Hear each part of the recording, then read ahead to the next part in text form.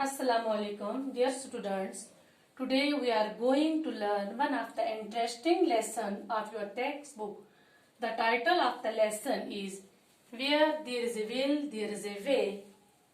Mean unless we don't have a thrust to achieve a goal, we cannot. If we work hard, the moment will not be far from success. Dear students, now I will read the story and explain it, so listen carefully.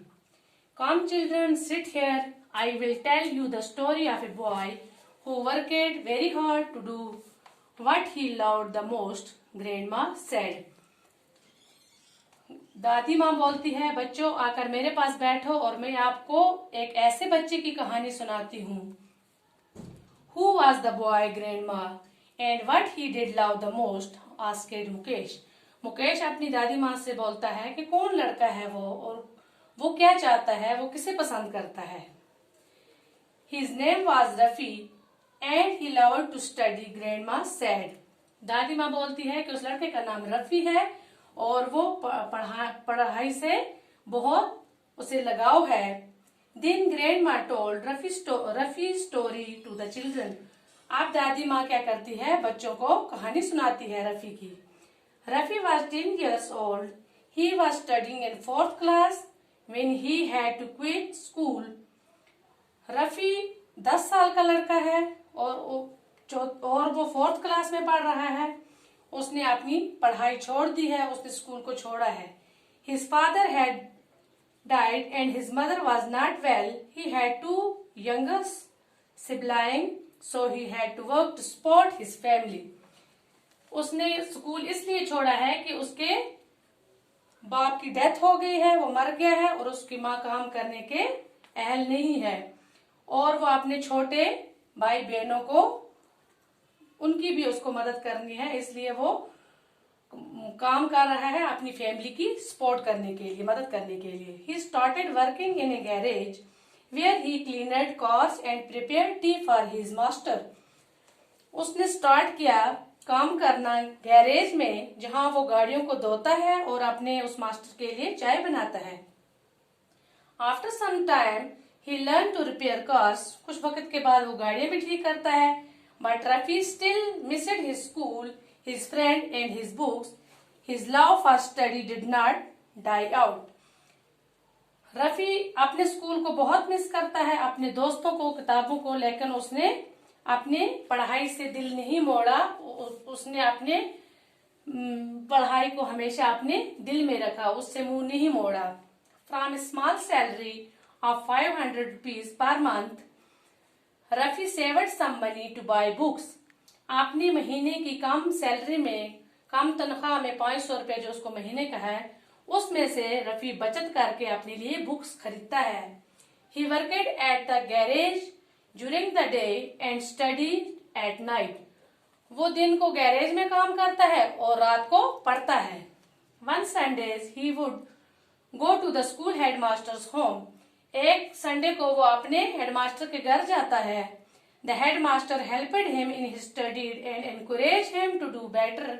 He made him join the school again and allowed him to do work and studies at the same time. उसका headmaster उसे मदद करता है और हिम्मत बढ़ाता है, उसकी हौसला अफजाई करता है कि आप अच्छा कर सकते हो, अब आप दोबारा स्कूल में ज्वाइन करो और अपनी पढ़ाई जारी करो, काम भी करो और अपनी पढ़ाई भी जारी रखो. With a lot of hard work, Rafi passed his examinations at school level. कुछ टाइम के काम के बाद रफी जो है वो अपना स्कूल लेवल के एग्जाम पास करता है. Now he wanted to join the college for further studies. अब वो चाहता है रफी कि मैं अब कॉलेज की पढ़ाई भी, आगे भी पढ़ाई जारी रखूं, पढ़ाई अपनी. But he did not have enough money for the admission and the books.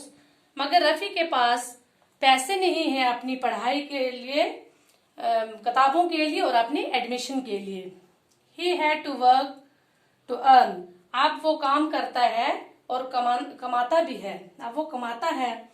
At this point of time, the headmaster introduced Rafi to your grandpa. Grandma told the children he saw Rafi's patience, for studies and agreed to help him.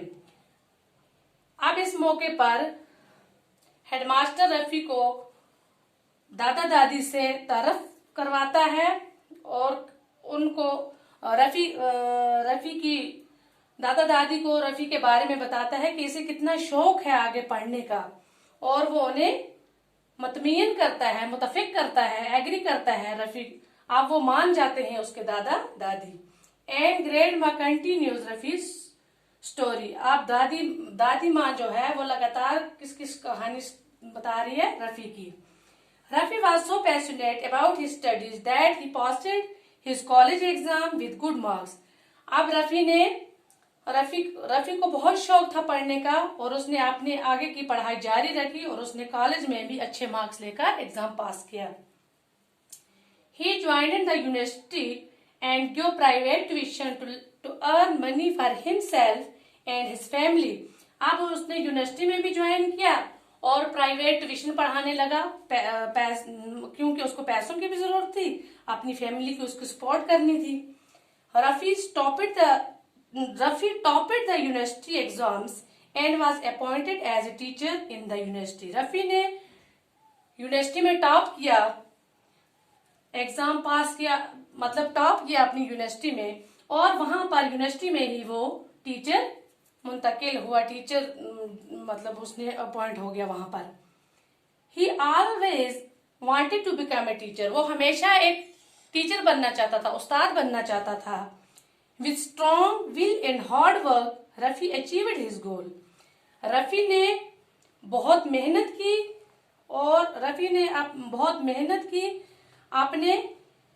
अपनी मंजिल तक पहुंचने के लिए, अपने मकसद को पूरा करने के लिए, मतलब उसने अपना मकसद पूरा किया और उसके लिए उसको बहुत मेहनत करनी पड़ी।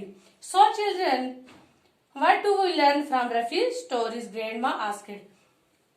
अब उसकी दादी माँ बच्चों से कहती है कि आपने रफी की इस कहानी से क्या सीखा, क्या आपको इसका सबक मिला।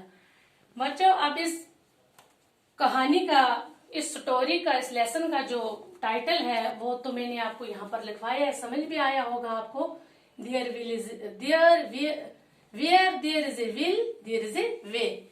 इंसान के दिल में अगर किसी चीज की चाह होती है तो जरूर उसका रास्ता निकलता है।